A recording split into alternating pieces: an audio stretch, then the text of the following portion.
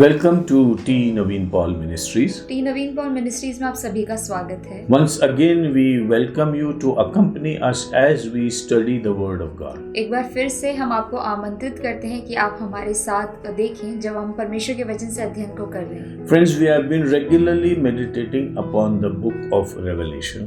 मित्रों, हम बड़े ही रीति से प्रकाशित वाक्य की पुस्तक से अध्ययन को कर रहे हैं। And today we are on the 75th episode of the book.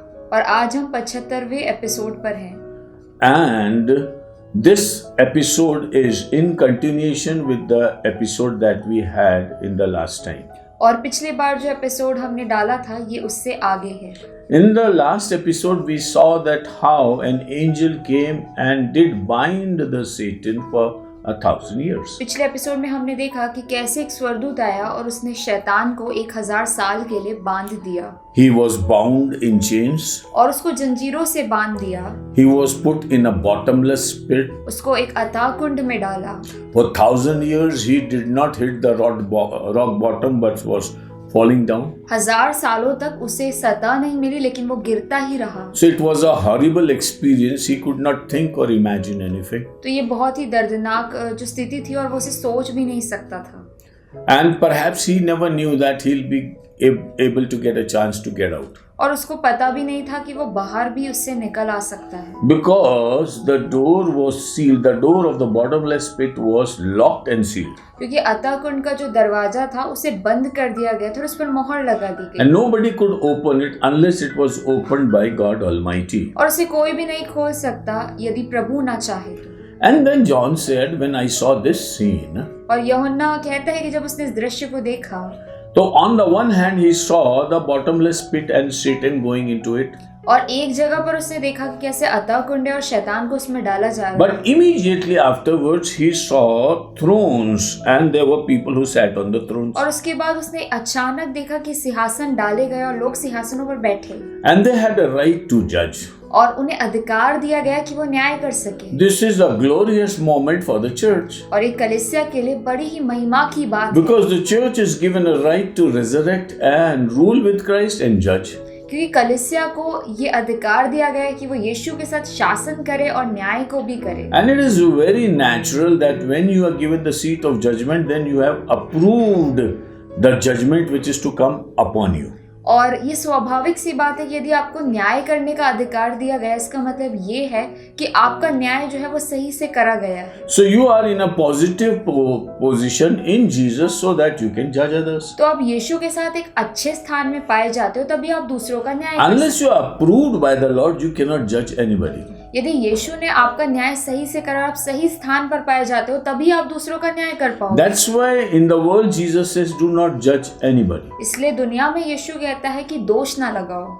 Because anybody in this earth, till we are in our flesh, are not approved to judge others. इसलिए जो भी कोई इस पृथ्वी पर पाए जाते हैं और हम जो अपने शरीर में हैं, हम पर ये अधिकार नहीं है कि हम किसी का न्याय कर पाए। But suddenly when we resurrect with Christ or are transformed in Christ, लेकिन जैसे ही हम यीशु के साथ जी उठते हैं या हम बदल जाते हैं, we get a very special power from the Lord. हम एक बड़ा विशेष सामर्थ प्रभु की ओर से, And we judge angels sitting on the judgment seats. और हम स्वर्गदूतों का भी न्याय करते हैं जो न्याय के सिंहासन पर बैठे हैं। And as we have seen in the book of Jude, it is written that the angels are bound and kept to be judged. और जैसे हम यहूदा की पुस्तक में पढ़ते हैं, जहाँ पर ऐसा लिखा गया है कि स्वर्गदूतों का न्याय भी कलीसिया ही करेगी। So there is a great time of judgment. तो एक बड़ा समय होगा न्याय करने का। It is also said that judgment is a reward giving ceremony. और ऐसा भी बताया गया है कि न्याय जो है वो एक पुरस्कार देने के समान है। Because the people who are to go to hell will not be able to come before the judgment seat of God's saints. और जो लोग भी नरक में जाने वाले हैं वो लोग इस न्याय के सिंहासन में और इस समय पर नहीं आ पाएंगे। So going to hell is not the issue in this judgment.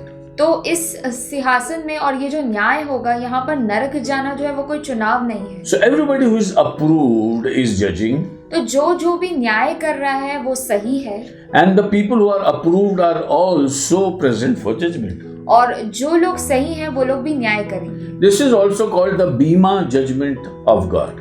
इसे हम बीमा जजमेंट भी कहते हैं। So there will be a time of judgment and a time of joy for God's people. तो परमेश्वर के लोगों के लिए न्याय और आनंद का समय होगा, And the people, especially those who have been martyrs, और विशेष करके वो लोग जो प्रभु में शहीद हो गए हैं, they will have a very special place. उनके लिए एक बड़ा विशेष स्थान है। And also those who will be in the prime critical time of the history, और वो लोग भी जो इतिहास के प्रमुख समयों में थे, when there will be an option whether to take the mark of 666 and his number and his seal or not. और जिनके पास ये चुनाव था कि वो 666 अंक को लें अपने ऊपर या नहीं लें। And those moments people did prefer to die than to take the number और 666. उस समय ऐसी विपरीत परिस्थिति में बहुत से लोगों ने मरना चाहा और उन्होंने वो अंक या मोहर को नहीं लिया। Those will be the special honored people in that time. और वो लोग बड़े विशेष लोग होंगे और उनका बड़ा आदर किया जाएगा। So it will be like a judgment of many and honoring of martyrs. और ये एक ऐसा समय होगा कि बहुत से लोगों का न्याय होगा, लेकिन शहीदों को हम पुरस्कृत करेंगे।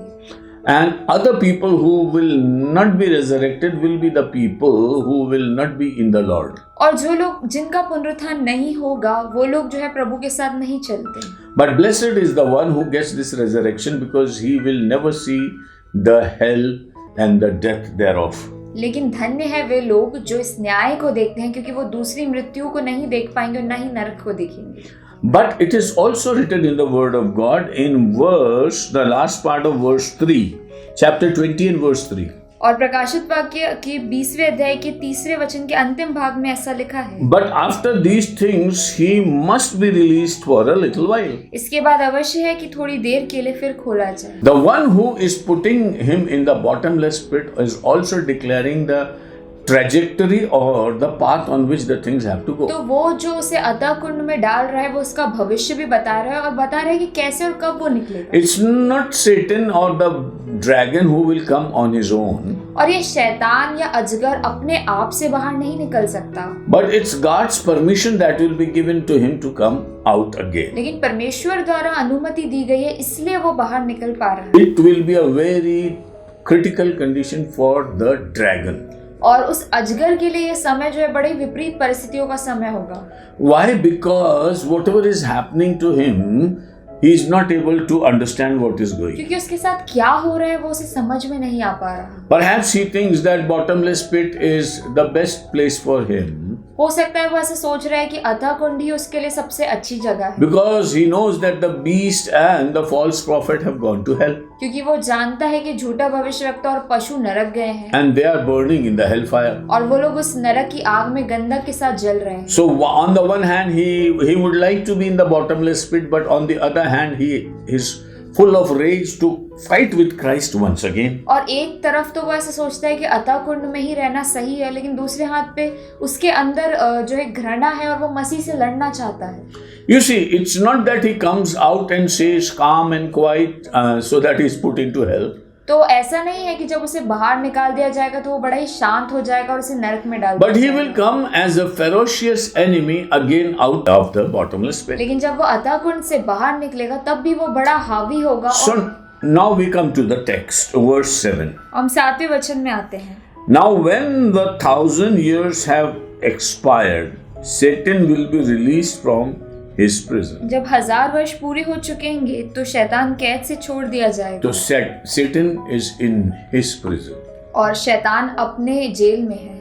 And you know that anybody in prison cannot get out of the prison by himself. और आप जानते हैं कि जो कोई जेल खाने में होता है वो अपने आप से नहीं निकलता। Again you can see the upper hand of God planning everything for Satan. और आप एक बार फिर यहाँ परमेश्वर के उस बड़े हाथ को देख सकते हैं जो हर एक चीज को शैतान के लिए तय कर देता है। And he has to come out because the one who has imprisoned him permits him to come out. और उसे बाहर निकलना है क्योंकि जिसने उसे जेल में डाला वो चाहता है कि वो बाहर निकले। As it's already declared in the last part of verse 3. और जैसा 3रे वचन के अंतिम भाग में लिख गया है, It's a must that he should come out. और ऐसा लिखा है कि अवश्य है कि वो फिर से छोड़ा जाए, Because it's according to God's plan. क्योंकि परमेश्वर की योजना के अनुसार है। Again, as a believer, you can very well see the perfect plan of God.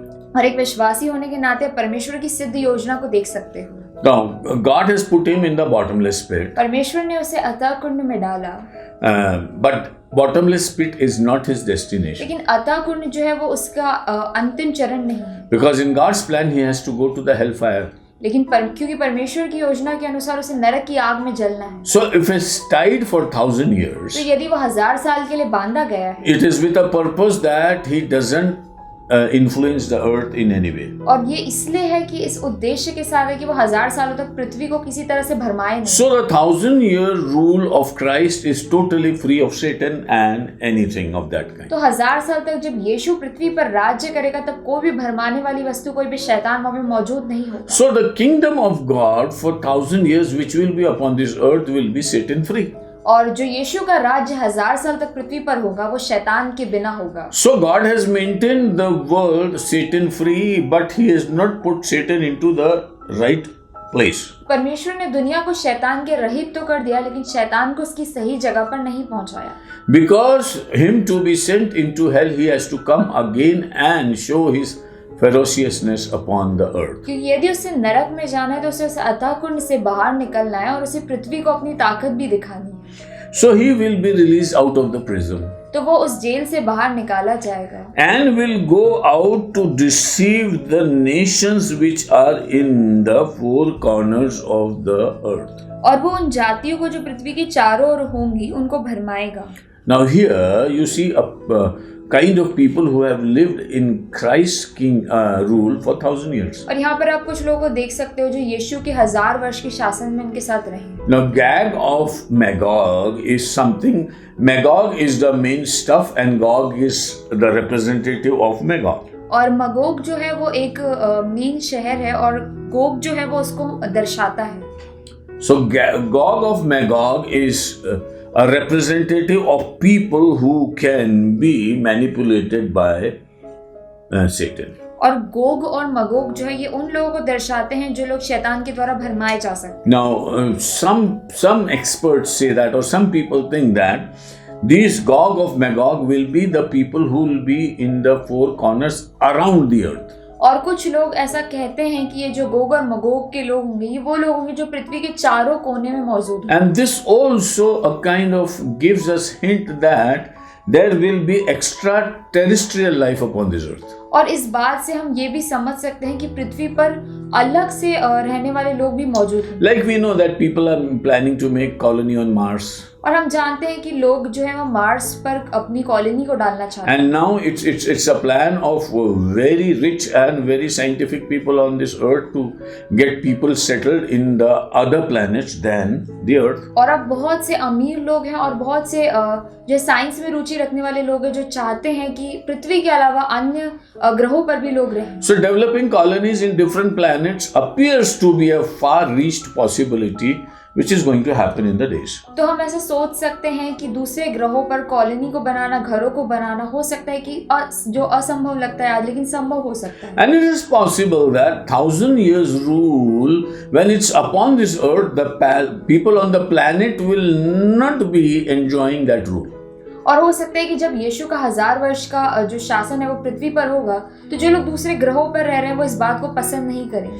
And there will be a lot which will not be in the rule of Christ for the 1,000 years. और बहुत सारे ऐसे लोग रहेंगे जो नहीं चाहेंगे कि यीशु का जो शासन है वो 1000 वर्ष का वहां पर हो। Either they will be envious of what good is happening upon this earth and they will have a bitterness towards the people who will be ruling upon this earth. और हो सकता है या तो वो जलन रखेंगे यीशु के 1000 वर्ष के शासन से और या फिर उनके अंदर कड़वाहट भरी रहेगी उन लोगों के। So they will be by default some people who will be ready for rebellion against the kingdom of God. और कुछ लोग वहां पर मौजूद होंगे जो परमेश्वर के राज्य से बलवा करने की मानसिकता को रखेंगे। So four corners of the earth at times signifies life on other planets also. और कई बार जो है पृथ्वी के 4 कोने ये अलग अलग ग्रहों पर रहने वाले लोगों को भी दर्शाता है। But then again, if that doesn't happen and he comes upon this earth, released to operate upon this earth. और यदि ऐसा नहीं होता है और वो पृथ्वी पर आता है अपने काम को करने के लिए, then he will gather them together to battle. और फिर वो उन सब को इकट्ठा करेगा लड़ाई करने के लिए। And there would be innumerable people. और वो लोग बहुत असंख्य लोग होंगे। There would be an army of people who would again come against Jerusalem. और एक सेना समान उठ खड़ी होगी जो यरूशलेम के फिर से जो है बलवा करने के लिए आएगी। But since Jesus would be in Jerusalem, it will not be so easy. लेकिन यीशु जो कि यरूशलेम में मौजूद है, इसके कारण वो बड़ा मुश्किल हो जाएगा। During the first opposition of Jerusalem in Armageddon, और जब हर्मेगेदोन की तराई में सबसे पहले यरूशलेम का विरोध किया गया, there would be a fight. तब वहां पर लड़ाई हुई थी। The people will fight with the people of Jerusalem and kill them.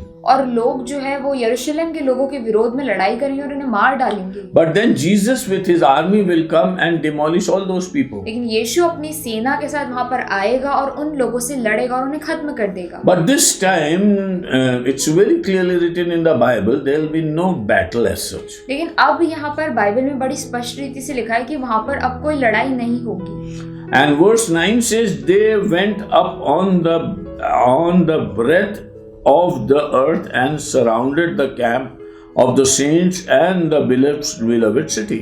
वे सारी पृथ्वी पर फैलकर पवित्र लोगों की छावनी और प्रिय नगर को घेर लेंगे और आग स्वर्ग से उतरकर उन्हें भस्म कर So if they are spreading upon this earth, means they are coming from outside. और यदि वो पृथ्वी पर इकट्ठा हो रहे हैं और बिखर रहे हैं, यानी कि वो पृथ्वी से बाहर से आए हैं। So that point holds good waters that it could be people from the planet. तो हो सकता है कि दूसरे ग्रहों से आने वाले लोग वहां पर मौजूद होंगे, और इस बात की हम यहाँ पर जो है प्रूफ को देखते हैं। So they will be spreading upon this earth. और वो पृथ्वी पर फैल जाएंगे। So they will not be in the earth originally, but they will come from somewhere and spread upon this earth. हो सकता है वो पृथ्वी में मौजूद नहीं होंगे, वो कहीं और से आएंगे और पृथ्वी भर में फैल जाएंगे। And their target would be the city of Jerusalem. और उनका जो निशाना होगा वो यरूशलेम का शहर होगा।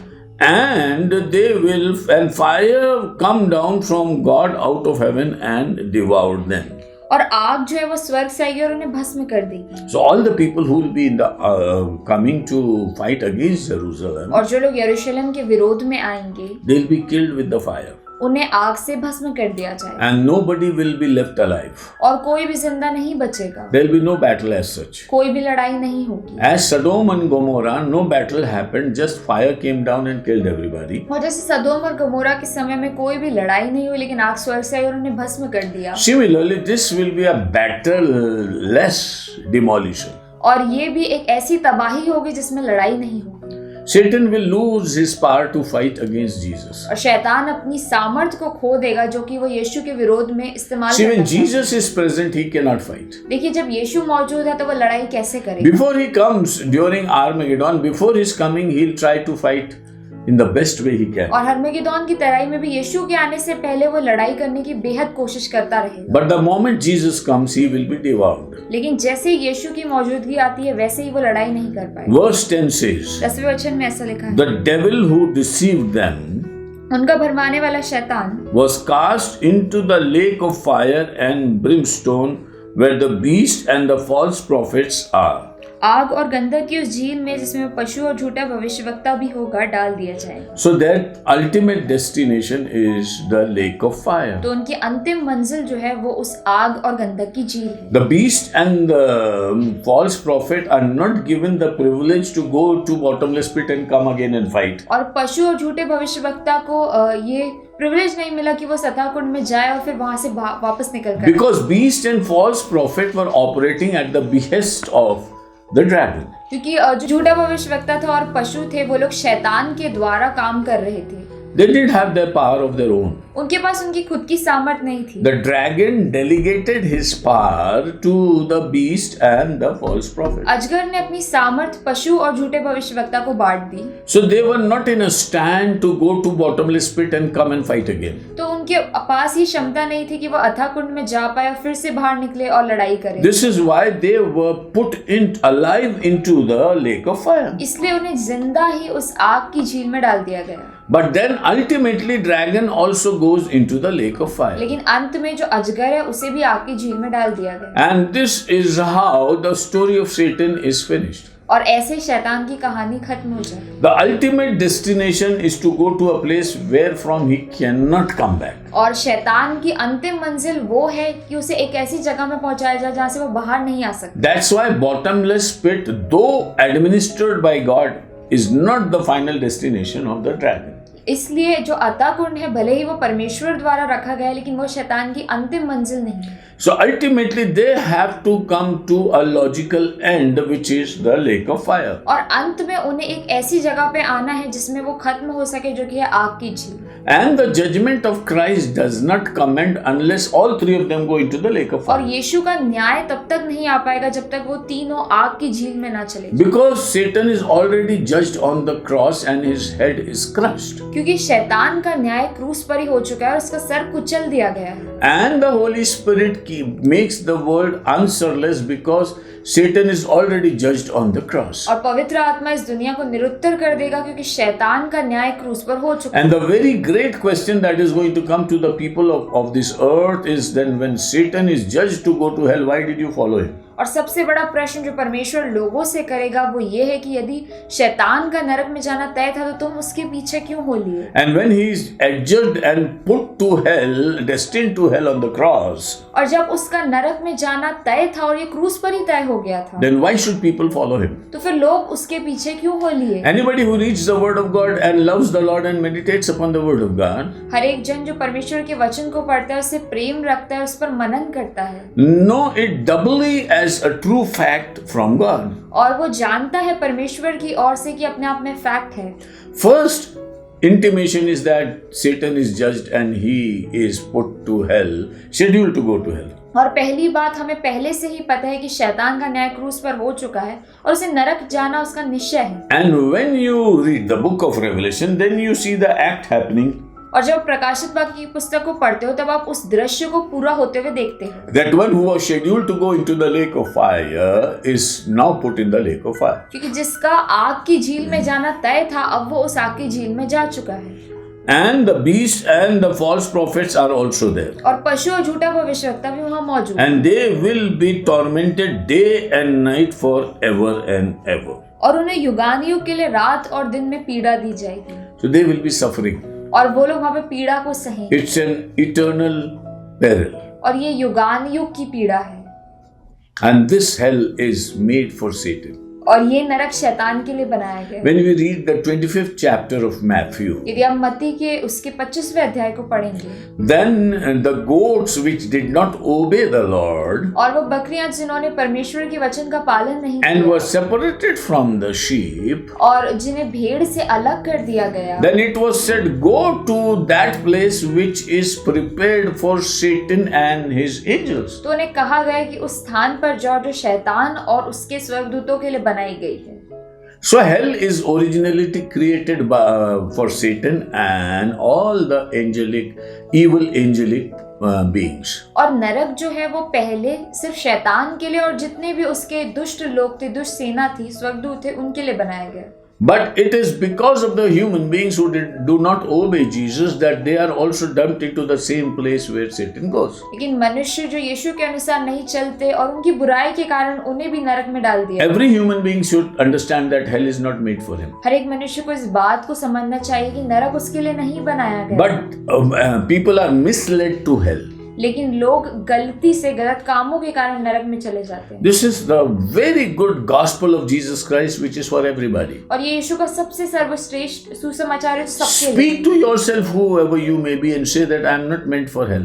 अपने आप से कहो, अपने आप से अंगीकार करो कि और कहो कि मैं नरक के लिए नहीं बनाया गया। Because my God says that hell is made for Satan and his fallen angels. क्योंकि मेरा यीशु ऐसा कहता है कि नरक जो है वो शैतान के लिए और उसकी दुष्ट सेना के लिए है। But if I come under the influence of Satan and if I follow him, then I tragically go into hell. लेकिन यदि मैं शैतान के भरमाए जाने में आ जाऊं और उसका पीछा करूं तो फिर मुझे नरक ही जाना पड़ेगा। Other important thing is that there is no end to the pains and perils of hell. और दूसरी बात ये कि नरक में उस दुख का और पीड़ा का कोई अंत नहीं है। And the hell will be a place of pain forever and ever. और नरक जो है वो पीड़ा का स्थान बना रहेगा युगानुयुग के लिए। Heaven is an eternal joy.